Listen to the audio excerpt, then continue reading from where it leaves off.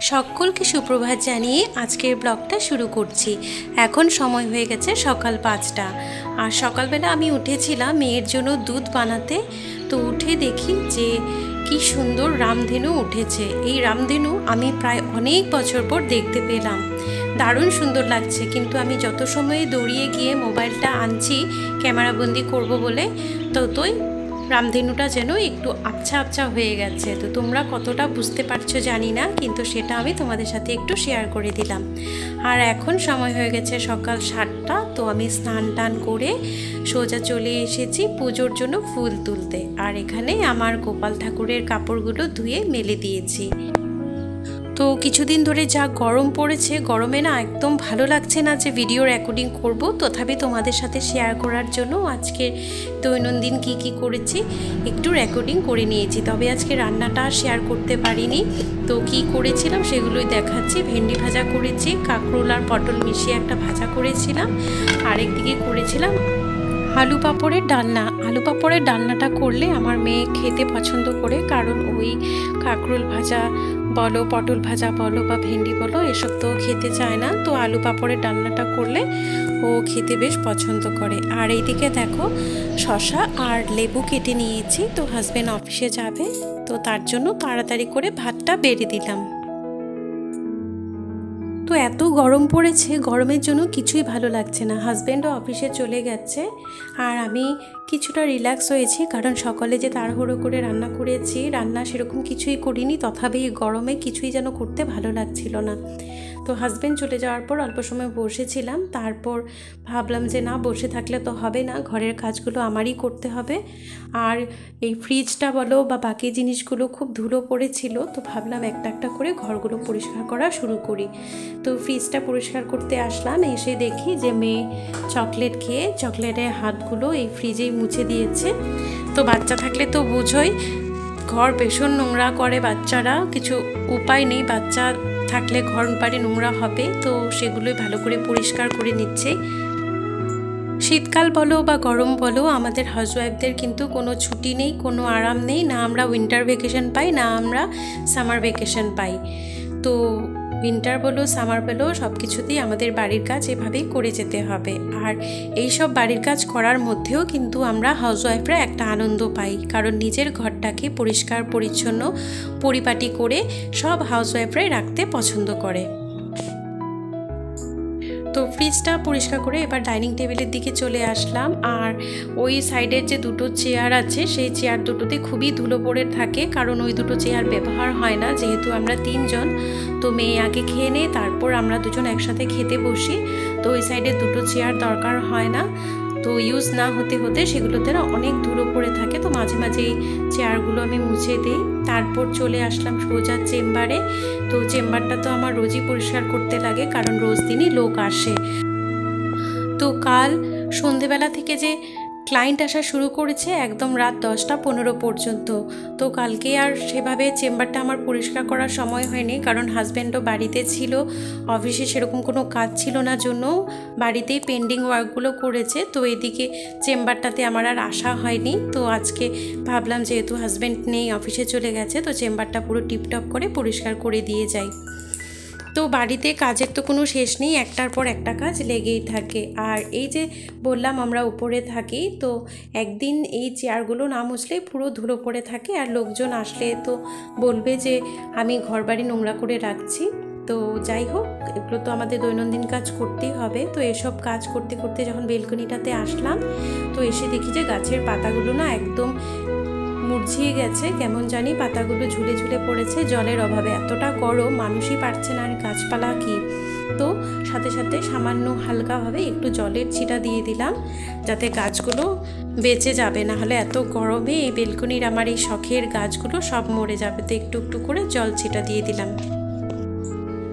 তো দেখো অল্প অল্প জল দেওয়ার পর গাছগুলো কিন্তু দেখতে খুবই ভালো লাগছে, মনে হচ্ছে গাছগুলো আবার নতুন প্রাণ ফিরে পেয়েছে। তো আমরা হাউসওয়াইফরা যারা বাড়িতে থাকি, ঘরের রান্না বান্না, কাপড় ধোয়া, ঘর ঝাড়ু, ঘর মোছা, তারপর ঘরকে পরিপাটি করে রাখা, এরকম টুকুর টাকুর অনেক কাজ করি, কিন্তু তথাপি এই হাউসওয়াইফদের কাজকর্মগুলো যেন কারো চোখেই পড়ে না। অনেকেই বলে তোমরা তো বাড়িতে থাকো, তোমাদের কিসের গরম, কিসের কষ্ট, বাড়ির ভিতরেই থাকো। আর যারা অফিসে যায়, রৌদ্রে বাইরে ঘুরে বেড়ায়, ওদের কষ্টটাই কিন্তু সবাই দেখে, কিন্তু তা নয়। যারা ঘরে থাকে তাদেরও কিন্তু একই রকম, একই সমান কষ্ট হয়। তো অনেকে হাউসওয়াইফদের সেই কষ্টটা বোঝে, আবার অনেকে আছে যারা হাজার করলেও সেই কষ্টটা বোঝে না। তো যাই হোক, কাজকর্ম সেরে ওদিকে মেয়ে ঘুমিয়ে আছে জন্য আমি ভাবলাম যে একটু ঘি বানাই, কারণ অনেক দিন ধরেই আমি শর্ট জমিয়ে রেখেছিলাম, আজ করব কাল করব, গরমের জন্য রান্নাঘরে আসতে ইচ্ছে করে না। এসব করতে করতে ঘিগুলো আর বানানো হচ্ছিল না, আর অনেকটাই শর্ট জমে গেছিলো, বেশি দিন রাখলে নষ্ট হয়ে যাবে বলে ঘিটা বানিয়ে ফেলছি। আর এই যে দেখো কি সুন্দর ঘি কিন্তু বের হওয়া শুরুও হয়ে গেছে। তো আজকাল আর আমি ঘি কিনি না, সব বাড়িতেই তৈরি করে ফেলি। তো যেহেতু ঘিয়ের সরের পরিমাণটা অল্প ছিল, তো এতটুকুই ঘি হয়েছে। আর ঘিয়ের যে নিচের এই জিনিসটা বানানোর পরে পড়ে থাকে, এটা কিন্তু আমার খেতে বেশ ভালো লাগে। তো এর মধ্যে হাজব্যান্ডও চলে এসেছে আর নিয়ে এসেছিল মিষ্টি দই। তো আজকে আমি হাজব্যান্ডকে বলেছিলাম আজকে বিকেলের খাবার আমি খই আর দই খাবো। তো তোমাদের কার কার দই খই খেতে ভালো লাগে বলবে, আমার তো ভীষণই ভালো লাগে, বিশেষ করে এই গরমের দিনে। তো এদিকে হাজব্যান্ড বলেছিল যে আম দিয়ে খাবে খই দই, তো আমি বলেছি নিজে আমটা নিজে কেটে নাও। তো হাজব্যান্ড এদিকে আম কাটছে, আর ওদিকে আমি আমার জন্য আমার বাটিটাও আমি তৈরি করে নিলাম।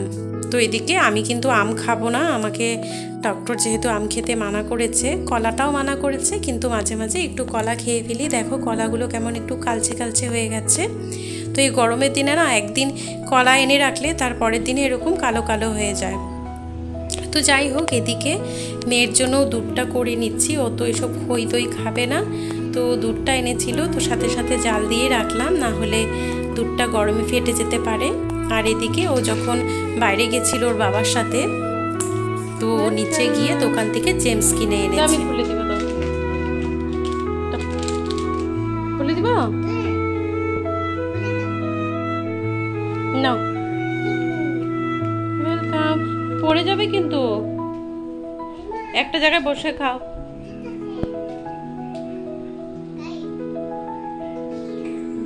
মাম্মাকে একটা দিবে না, তুমি একা খাবে?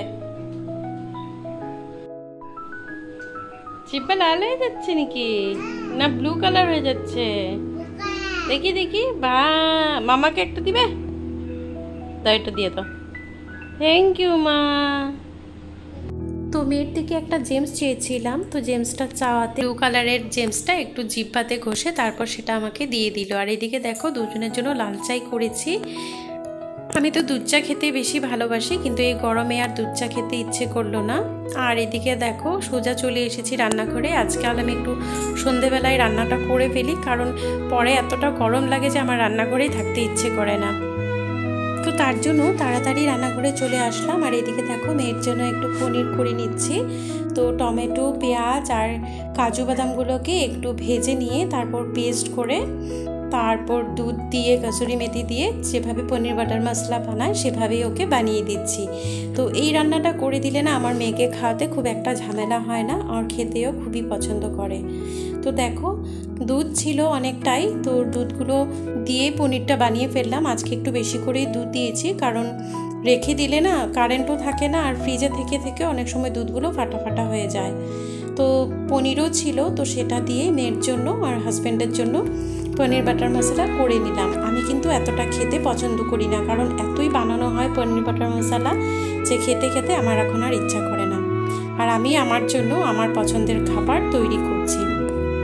তো আজকে রাত্রে ভেবেছি ভাতের মধ্যে জল দিয়ে আর এই ডালের বড়া করে এটা দিয়েই ভাত খাবো।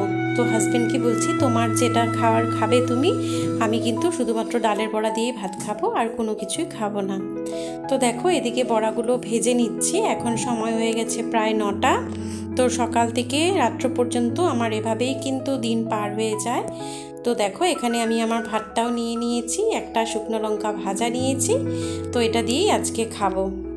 তো চলো আজকের মতো ভিডিওটা এখানেই শেষ করি। আবার আসবো আরেকটা নতুন ভিডিও নিয়ে। আবার তোমাদের সাথে দেখা হবে। তোমরা সবাই ভালো থেকো। Good night.